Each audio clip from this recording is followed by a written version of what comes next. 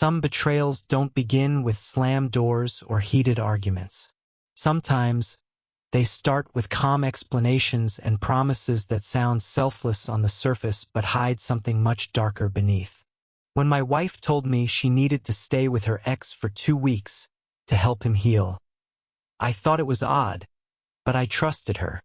What unfolded over those 15 days shattered my world, stripped me of my illusions, and forced me to face the harsh reality of what love really means. For 18 years, my wife and I built a life together that, on the surface, looked almost perfect. We had 2 kids, a modest house in a quiet neighborhood, and routines that made life feel stable. She was my best friend, my partner, the one I believed I could count on no matter what. But cracks often hide beneath polished surfaces. Her ex, let's call him Daniel, was someone she rarely mentioned. From what I knew, he was her high school sweetheart, the first love, type that always leaves a scar. When we married, she assured me that chapter was closed. I believed her. After all, nearly 2 decades had passed. Then one evening, she sat me down. Her tone was calm, almost rehearsed. She said Daniel had gone through a terrible accident, both physical and emotional. He was struggling, alone, and she felt compelled to help him. She claimed she needed to stay at his place for 15 days, just to help him heal. I laughed at first, thinking she was joking, but she wasn't. I tried to reason with her. Why not visit during the day? Why not check in through calls or video chats? Her answers were vague. She said he had no one, that she couldn't abandon him. I felt a storm rising inside me, but I stayed quiet. Maybe it was because I didn't want to believe what my instincts screamed. Maybe it was because love had made me blind. I told myself, 15 days. She'll go, she'll come back, and everything will be fine. But I was wrong. The first few days, she texted often, little check-ins, updates about his recovery, photos of meals she cooked for him. It seemed innocent enough. She sounded like a nurse, not a lover. I clung to those messages like a lifeline. Then the text slowed.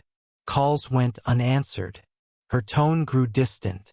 At night, lying alone in our bed, I stared at the ceiling wondering what she was doing. I imagined her sitting by his side, holding his hand, whispering reassurances.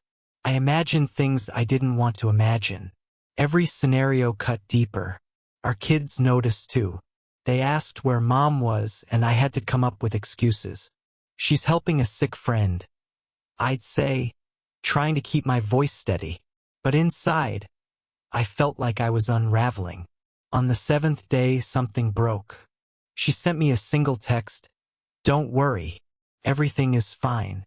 I'll be home soon. But it didn't sound like her.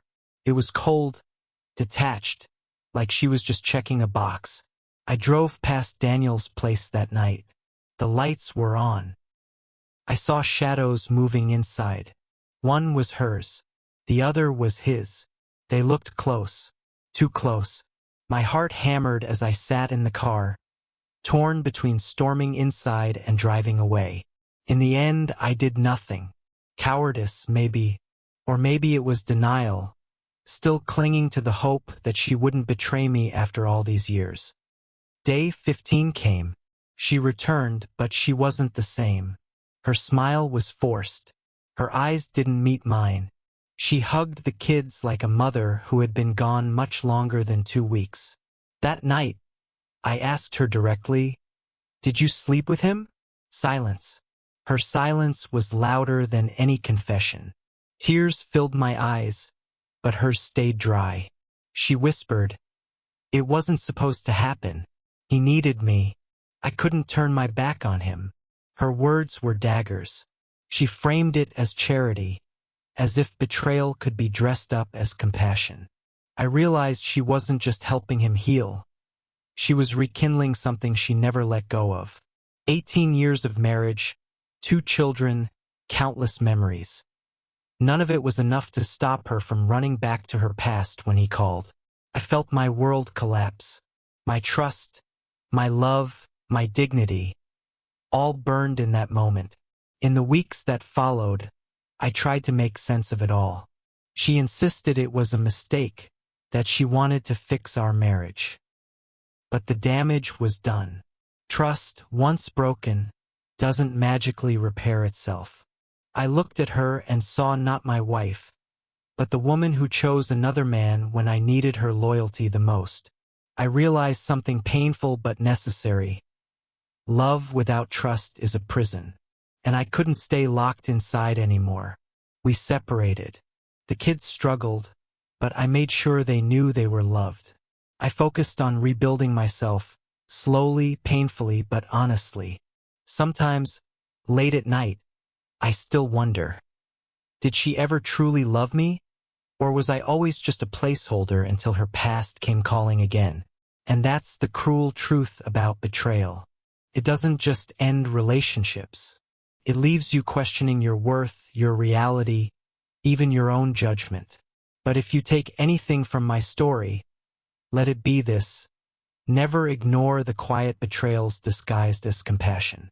Sometimes the people we trust most will use the kindest words to justify the deepest wounds.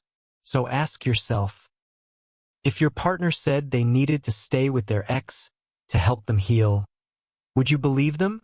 Or would you see the warning signs I ignored until it was too late?